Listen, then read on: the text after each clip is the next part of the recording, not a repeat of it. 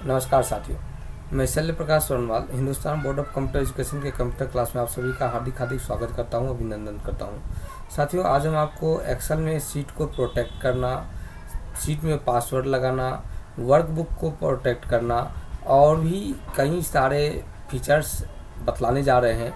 आप इस वीडियो को ज़रूर देखें, बेहतर तरीके से देखें और एक एक स्टेप्स को पूरा समझने का प्रयास करें। तो आइए हम स्टार्ट करते हैं एम एस एक्सेल को। एम एस एक्सेल को स्टार्ट करने के लिए स्टार्ट बटन पर क्लिक करेंगे और यहाँ माइक्रोसॉफ्ट एक्सेल 2010 दिया हुआ है, इस पर क्लिक करेंगे। आप देखेंगे एक्सेल का फाइल आपके सामने प्रोग्राम ओपन हो गया है। यहाँ से आप फाइल खोल लीजिए। यहाँ पर हमारा एक फाइल है, उसको ओपन कर लेते हैं। आप देखेंगे कि हमारा फाइल हमारे सामने में आ गया है। अभी हम देखते हैं इसमें हम कुछ भी चीज़ टाइप कर रहे हैं तो वो आसानी से हो जा रहा है। यानी हमारा फाइल है और हम चाहते हैं कि इस फाइल में हमारे मर्जी के बगैर कोई दूसरा व्यक्ति इस फाइल को किसी प्रकार का फॉर्मेटिंग एडिटिंग नहीं कर पाए। तो उसको हम प्रोटेक्ट कैसे करें, लॉक कैसे लगा दें, तो वो लॉक लगाना आज हम देखेंगे। अभी देखिए तो यहाँ पे होम मेनू में भी सारा चीज़ काम कर रहा है। फ़ॉन्ट का साइज आप चाहें तो यहाँ से बदल सकते हैं, स्टाइल फॉर्मेटिंग का चेंज कर सकते हैं, यहाँ से बॉल्ड इटैलिक सारा काम आप इस वक्त कर सकते हैं। लेकिन आइए अभी हम पासवर्ड लगाते हैं और फिर देखते हैं इसमें कैसे कैसे बदलाव आने वाले हैं। तो इसके लिए हम जाएंगे यहाँ पे रिव्यू मेनू में, और रिव्यू मेनू में हमारे सामने एक ऑप्शन है प्रोटेक्ट शीट का। आप देखेंगे इस प्रोटेक्ट शीट पर हम जैसे ही क्लिक करेंगे तो आपके सामने प्रोटेक्ट शीट से संबंधित एक डायलॉग बॉक्स ओपन हो जाएगा। इसमें आप क्या काम करिए कि यहाँ पे आप कुछ पासवर्ड डाल दीजिए। मान लीजिए हम कोई पासवर्ड डाल देते हैं, हम 2 बार स्पेस दिए हैं। यहाँ पे आप क्या क्या चीज़ लॉक लगाना चाहते हैं। फॉर्मेट सेल को, आपके सेल को फॉर्मेट नहीं कर सकता है, आपके सेल के कॉलम को कोई फॉर्मेट नहीं कर सकता है, रॉ में किसी प्रकार की फॉर्मेटिंग, इंसर्ट रॉ कॉलम, जो आप यहाँ से लॉक करना चाहते हैं उस सभी को आप यहाँ पे चेक बॉक्स लगा दीजिए। और जैसे ही आप यहाँ पे लगाने के बाद ओके बटन पर क्लिक करेंगे तो आप देखेंगे कि यहाँ पे पुनः कंफर्म पासवर्ड बॉक्स आपसे मांगा जा रहा है। तो जो पासवर्ड आप इस जगह दिए सेम वही पासवर्ड यहाँ पे डाल दीजिए। तो यहाँ पे हम वही पासवर्ड दे रहे हैं। ओके बटन पर क्लिक करेंगे तो आपके सेल में इस फाइल में देखेंगे पासवर्ड अप्लाई हो चुका है। अब यहाँ पे देखेंगे कि अब प्रोटेक्ट की जगह अनप्रोटेक्ट का ऑप्शन आ चुका है। अब इसके लिए हमको क्या बेनिफिट होगा तो अब वो देखिए। अब आप जैसे ही आप इसमें एडिट करेंगे तो देखिए यहाँ पे आप किसी प्रकार की एडिटिंग सेल में नहीं कर पाएंगे। आप होम मेनू में आइए तो अब होम मेनू में आप देखेंगे कि यहाँ पर से इंसर्ट का कोई भी ऑप्शन यहाँ से काम नहीं कर रहा है। इंसर्ट सेल नहीं काम कर सकता है, आप सेल डिलीट भी नहीं कर सकते हैं। इस तरह से आप हर तरह के वर्क यहाँ पे टोटल चीज़ ब्लॉक कर दिए गए हैं। चलिए, तो इस तरह से आप किसी भी शीट को आसानी से प्रोटेक्ट कर सकते हैं, पासवर्ड से लेस कर सकते हैं। आगे यदि पुनः इसे अनप्रोटेक्ट करना होगा तो आप आइए रिव्यू मेनू में। रिव्यू मेनू में जाने के बाद आप आ जाइए अनप्रोटेक्ट शीट पर। यहाँ पे जैसे ही क्लिक करेंगे तो आपसे अनप्रोटेक्ट शीट का पासवर्ड मांगेगा। यहाँ पे जो आपका पासवर्ड था वो डाल दीजिए और ओके बटन पर क्लिक करेंगे तब आपका सेल देखेंगे शीट अनप्रोटेक्ट हो चुका है।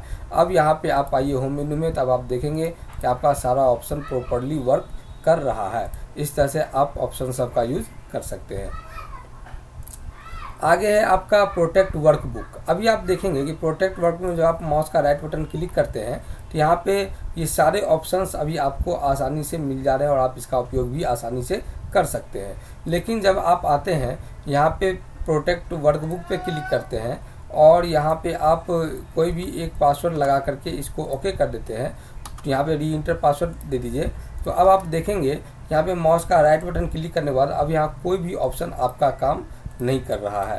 तो इस तरह से आपका ऑप्शंस यहाँ पे प्रॉपरली वर्क नहीं करेगा और कोई भी व्यक्ति जो अनजान होंगे, जो आप के इस फाइल को देख रहे होंगे, वो आपके शीट को ना ही डिलीट कर सकते हैं, ना ही किसी प्रकार का एडिटिंग यहाँ पे कर सकते हैं। ये ऑप्शंस आप यहाँ पर डिजेबल कर सकते हैं यहाँ पे पासवर्ड लगा करके। तो इसको पुनः हटाना होगा तो आप यहाँ पे जाइए रिव्यू मेनू में। रिव्यू मेनू में प्रोटेक्ट वर्कबुक से यहाँ से आप एक बार क्लिक करके एक बार पासवर्ड लगा सकते हैं और दूसरा बार में पासवर्ड को हटा भी सकते हैं। देखिए अब आपका सारा ऑप्शन यहाँ पे प्रॉपरली काम कर रहा है। तो इस तरह से आप अपने फाइल में किसी भी तरह का वर्क को सीट को प्रोटेक्ट करना चाहें तो सीट को प्रोटेक्ट कर सकते हैं। यदि आप वर्कबुक को प्रोटेक्ट करना चाहते हैं तो वर्कबुक को प्रोटेक्ट कर सकते हैं। यदि आप किसी प्रकार का कमेंट भी करना चाहें तो आप यहाँ न्यू कमेंट बटन पर क्लिक करके आप किसी प्रकार का कमेंट भी यहाँ पे कर सकते हैं। दिस इज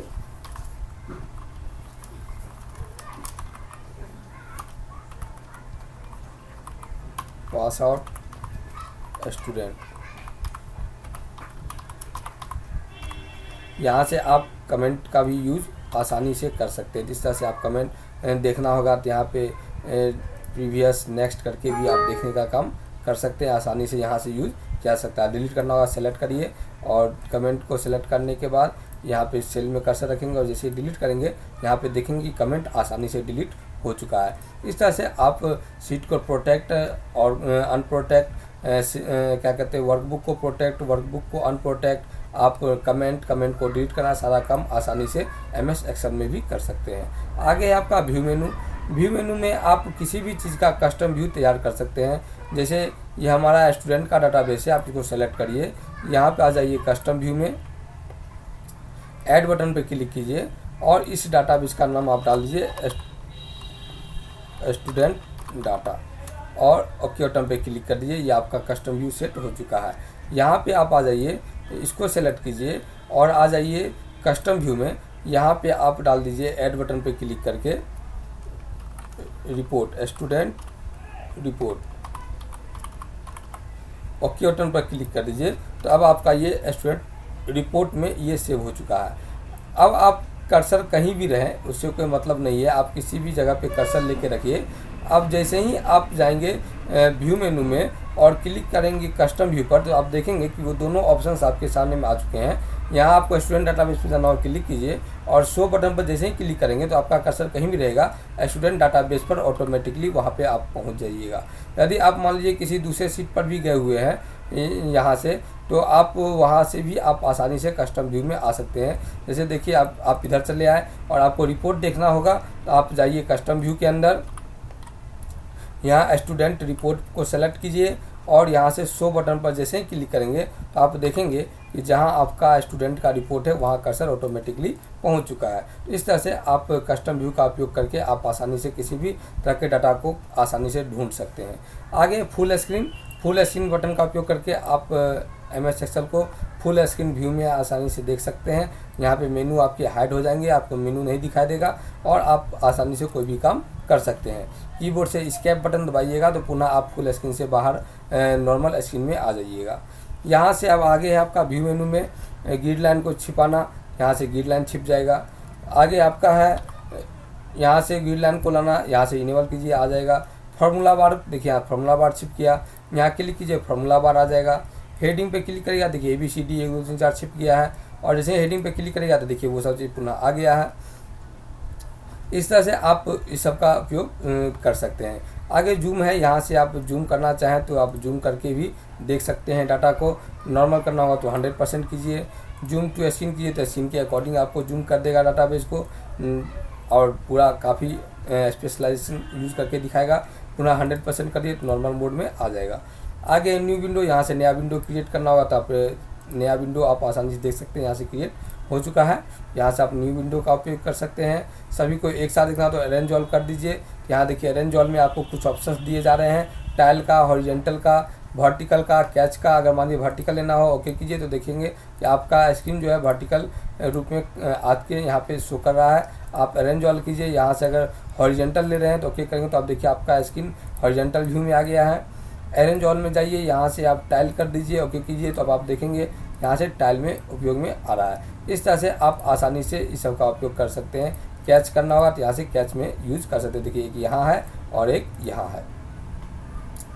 आगे आप इसका उपयोग अरेंज ऑल का फ्रीज पेन है। अभी देखिए आप माउस का एरो स्क्रॉलिंग बार से आप स्क्रॉल करते हैं तो डाटाबेस आपका स्क्रॉल हो रहा है, लेकिन साथ ही साथ टोटल चीज़ स्क्रॉल हो जा रहा है। आप मान लीजिए हम इस जगह पे हैं, अब ये आपको कोई पूछ दे कि ये किस सब्जेक्ट का मार्क्स है तो आपको पुनः ऊपर आकर के यहाँ देखना पड़ेगा हेडिंग, ये मैथ का मार्क्स है। तो आप ऐसा क्यों ना कर दें कि ये इस जब आप स्क्रॉल करें तो ये यहीं का यहीं रहे और बाकी डाटा आपका स्क्रॉल होता रहे। तो आप उसके लिए क्या काम करें, यहाँ कर्सर रखेंगे और जाएंगे यहाँ पे फ्रीज पेन में, और यहाँ पे जो ऑप्शन है फ्रीज पेन का, यहाँ आप फ्रीज पेन के ऑप्शन पे आप एक बार क्लिक कर दीजिए। तो अब आप देखेंगे कि आपका एक लाइनिंग यहाँ पे आ चुका है, और आप जब स्क्रॉल करेंगे सारा चीज़ आपका स्क्रॉल होगा, लेकिन आपका हेडिंग स्क्रॉल नहीं होगा।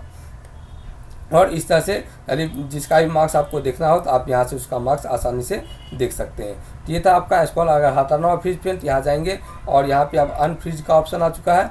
अनफ्रीज पेन पर जैसे ही क्लिक करेंगे तो आप देखेंगे कि अब डाटा पुनः पहले जैसा हो चुका है और साथ ही अनफ्रीज हो रहा है। इस तरह से आप फ्रीज अनफ्रीज कर सकते हैं। आगे आपका स्प्लिट का कमांड, स्प्लिट का उपयोग करके आप स्क्रीन को 2 भागों में या 2 से अधिक भागों में डिवाइड कर सकते हैं आसानी से, और पुनः स्पीड पे क्लिक किए नॉर्मल हो जाएगा। ये सब उपयोग आप आसानी से कर सकते हैं। सेव वर्क पैलेस, आप इसको आप आसानी से किसी अलग जगह पे भी सेव कर सकते हैं इस डाटाबेस को। स्विच विंडो, आप एक विंडो से दूसरे विंडो में जाने के लिए आप स्विच विंडो का इस्तेमाल कर सकते हैं। और मैक्रो का हम एक वीडियो आपको बना चुके हैं ऑलरेडी, आपको आई बटन पे इसका लिंक दे देंगे। आप लिंक पे क्लिक करके आप इस मैक्रो ऑप्शंस को एक बार देख लीजिए उस वीडियो को, ताकि आपको बेहतर तरीके से मैक्रो समझ में आ जाएगा। साथियों, ये था हमारा MS एक्सेल का रिव्यू और व्यू मेनू। आपको ये वीडियो कैसा लगा हमें कमेंट करके ज़रूर बताइएगा। आपसे हम पुनः मिलते हैं अगले वीडियो में एक नए टॉपिक के साथ, नए चैप्टर के साथ। तब तक दीजिए हमें इजाज़त। बहुत बहुत धन्यवाद। नमस्कार।